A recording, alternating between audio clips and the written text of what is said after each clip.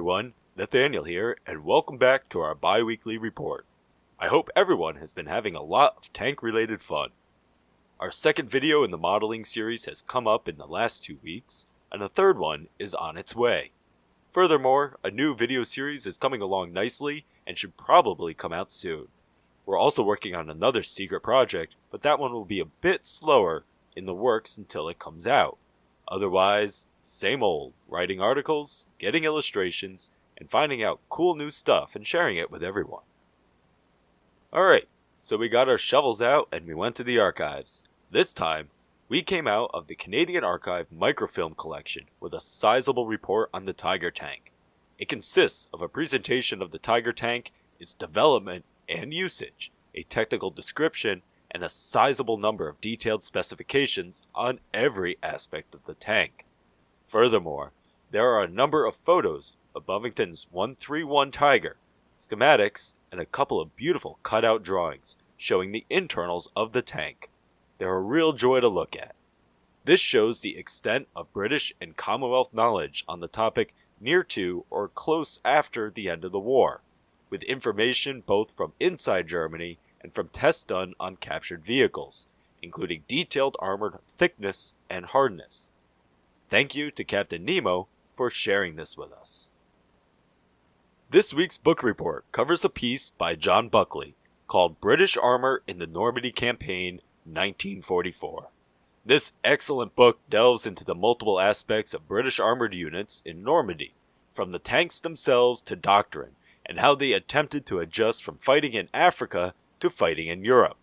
Buckley puts forth an academic piece that strives for detail and accuracy, and this aspect shines in his discussions of armored maneuver, production, supply, and morale. He gives frank appraisals of the situation in Normandy, such as the lack of preparation for fighting in the French bocage and the lack of planning the British had for fighting in Caen. Overall, this is an in-depth book which does well to avoid pointing fingers and assigning blame, but rather assess the situation and provide an objective analysis of what happened to the British during this section of the war. Thanks to Chris Camfield for this review of the book. For this week's gaming news, we turn towards a future update to World of Tanks. Besides some map updates and vehicle tweaks, we can expect something new within the game: wheeled light tanks. These vehicles, already announced several months ago, should bring a new dynamic to the battlefield, as they will be among the fastest and most agile vehicles in the game. This line of vehicles can be researched starting at Tier 6, and will provide players with new features such as a modified lock-on mechanic, alternative driving modes for allowing a choice between speed or mobility, and a boost feature. Featured vehicles will include the Panhard 178 and EBR, and the Hotchkiss EBR. We will keep an eye on this update, but in the meantime, we invite you to look at our articles covering these vehicles for some in-depth history on what you can command in the near future. The first article of last week we would like to draw your attention to is the awesomely named Hot Rod, or, more boringly, the Armored Personnel Carrier M113A1/2E. By the late 1970s, there was an emerging belief that armor may have to have its day. New anti-tank weapons borne by helicopters, infantry, and a new generation of anti-tank missiles, as well as Soviet tank armament, made the US consider if armor was worth pursuing for anything other than the main battle tanks. As such, the question of the day was whether mobility could replace armor as the main means of survival on the battlefields of the 1980s. An M113A1 had the standard automotive pack replaced with a new twin engine delivering an impressive 86 gross horsepower per ton. The purpose of converting this M113A1 was to test issues related to resistance offered by different types of soils, rather than producing some kind of super fast APC. The trials of the Hot Rod were successful in terms of proving that it was possible to improve the automotive performance of the M113 in general. They had also shown that mobility does decrease the chances of being hit by enemy fire, but that aggressive maneuvering offered only a marginal increase in survivability. As such, mobility in itself was not the solution.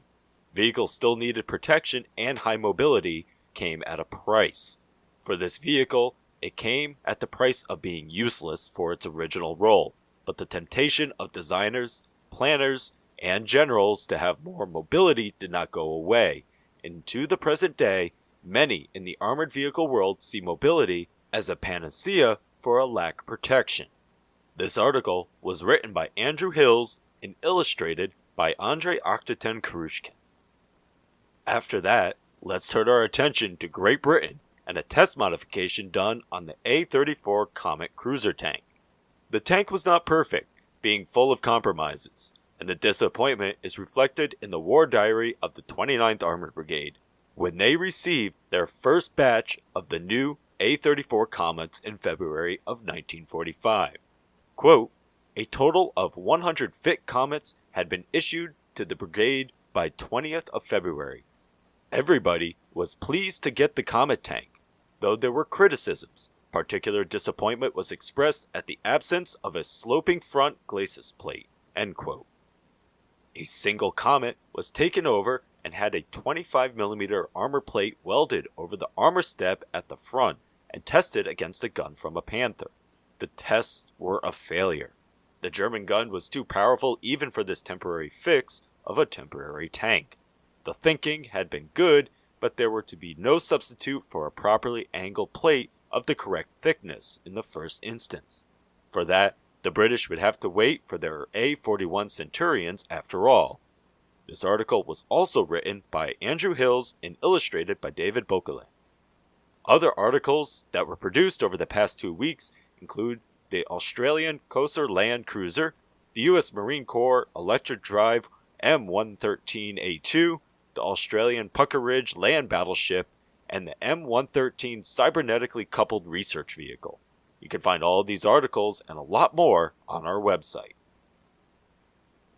That's all for this report. Make sure to follow our website. We'll be releasing new articles on the regular.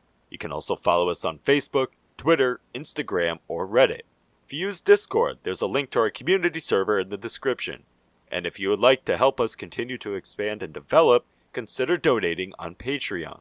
All of the funds will be used to help us enhance and design new articles and features for you. I'm Nathaniel, and until next time, keep us in your sights.